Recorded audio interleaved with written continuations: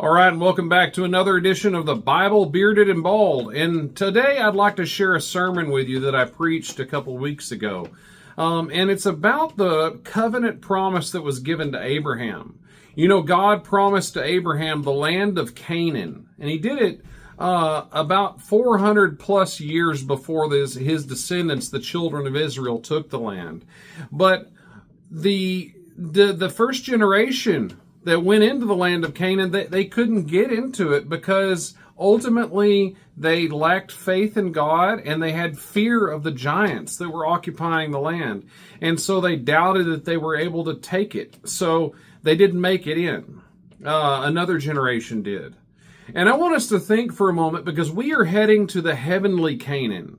And I wonder if the giants that we face in our life is somehow intimidating us and causing us to have a lack of faith in our God to see us through, because the God that we serve is bigger than any giant.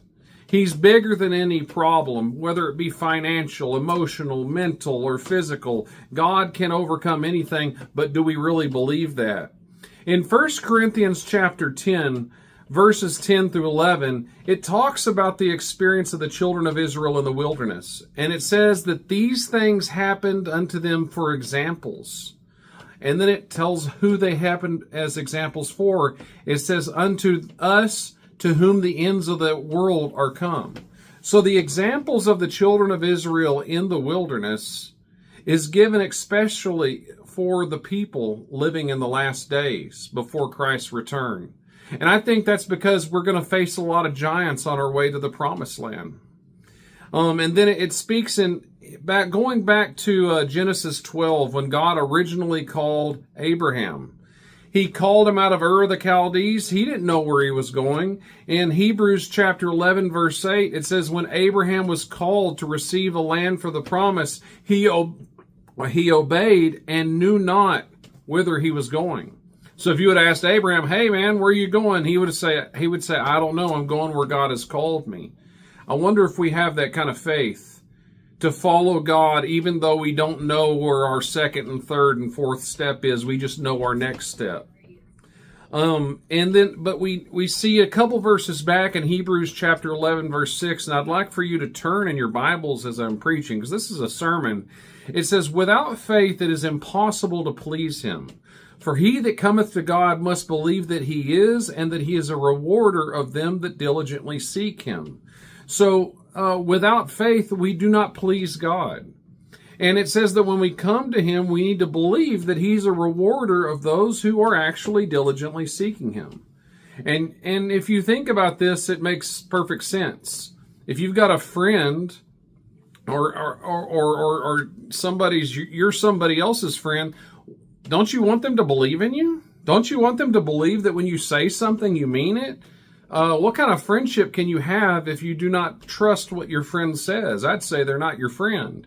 Well, God is our friend, and we need to believe what he says. So he told Abraham, go to a land that I'm going to show you. Abraham said, okay. And then it comes to about where he's not going to get it for another 400 years or so. Abraham said, that's okay. God raised up Moses in the land of Egypt. He set the captives free through the 10 plagues and everything. And they're going through the desert and they start doubting as to whether God could actually bring them all the way through. They got right up to the borders of the promised land.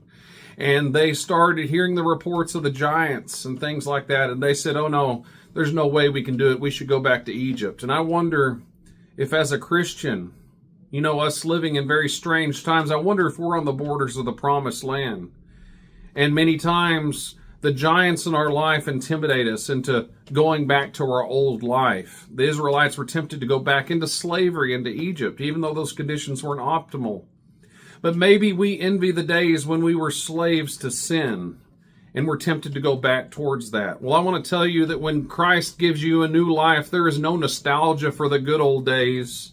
The old life is dead and gone, and that's where it needs to stay.